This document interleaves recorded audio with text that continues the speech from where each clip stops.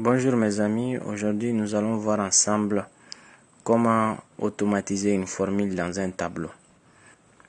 Alors, nous allons voir ça et on va calculer dans un premier temps le total cumulé et après on calcule le total cumulé avec les frais. Donc le total cumulé sur la première ligne c'est 3 millions, ici c'est 3 millions. Deuxième total cumulé serait 3 millions, la valeur initiale, plus c'est 100 000.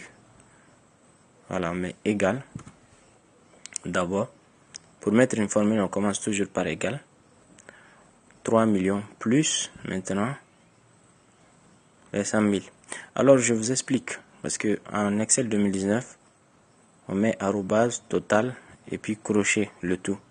Qu'est-ce que cela veut dire? Cela veut dire que, d'abord, ce que j'ai sélectionné se trouve dans la colonne totale. Et sur la même ligne que cette cellule dans laquelle je fais le calcul. Comprenez? Quand je prends cette cellule-là, j'ai 2. D sur la colonne 2 et sur la ligne 2. Ici, j'ai la colonne 2 et la ligne 4, n'est-ce pas?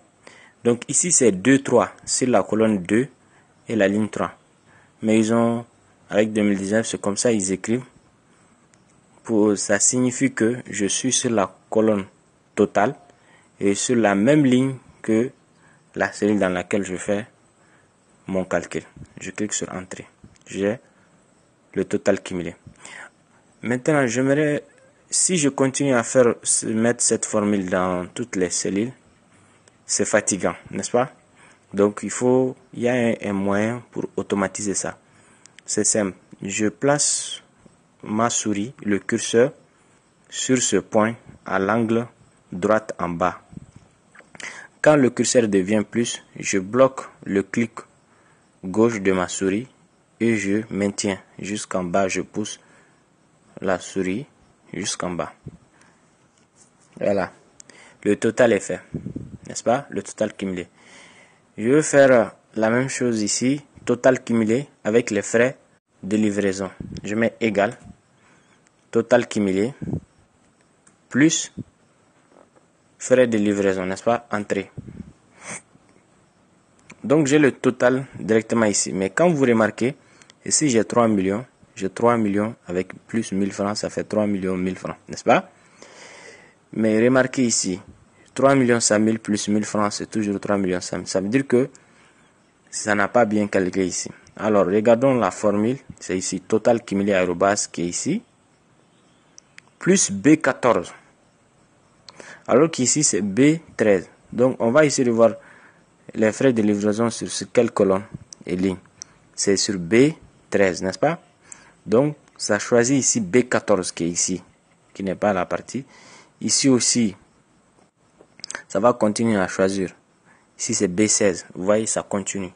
Alors, moi je veux que la ligne soit fixe. Parce que si on remarque très bien dans ce cas-là, la colonne, ce B là, ne varie pas, mais la ligne change. Donc quand la ligne change, ce n'est plus sur les frais. Vous comprenez, non? Donc la manière la plus simple pour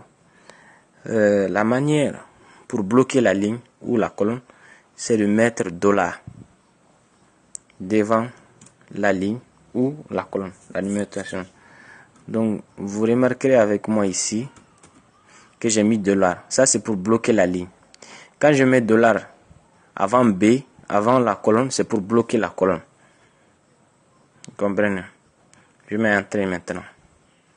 Donc vous voyez, ça a ajouté les 1000 francs partout. N'est-ce pas? Donc voilà, maintenant vous savez comment